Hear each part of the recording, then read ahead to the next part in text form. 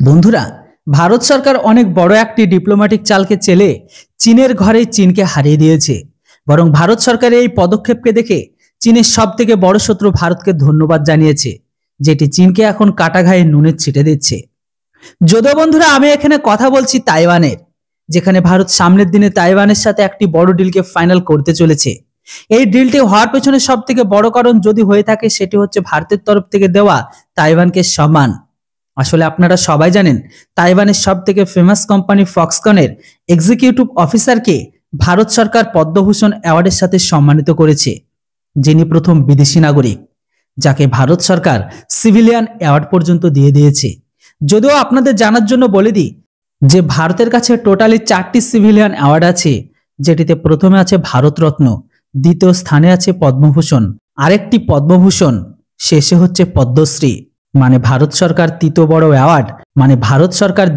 Award মানে পদ্মভূষণকে দিয়েছে।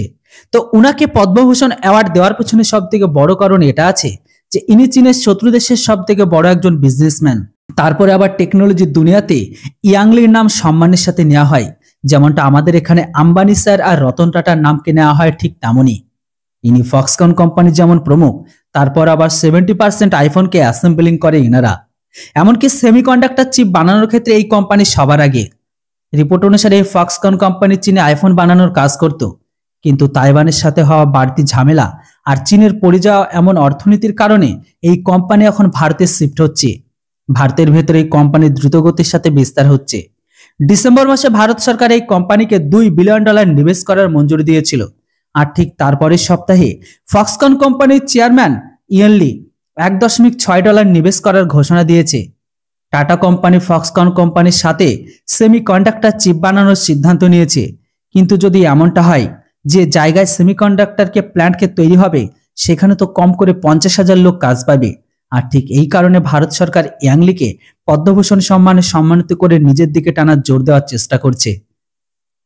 যদিও ভারতের এই পদক্ষেপে চীনকে কখনো ঘুমাতে দেবে না, কেননা যাদের দমে চীন সেমিকন্ডাক্টরের জগতে নিজেকে প্রভাবিত করেছিল, সেই কোম্পানি এখন মেক ইন ইন্ডিয়া অনুসারে কাজ করবে ভারতে, যেটার ফলে চীনের কোটি কোটি টাকার লোকসান হওয়ার সম্ভাবনা আছে।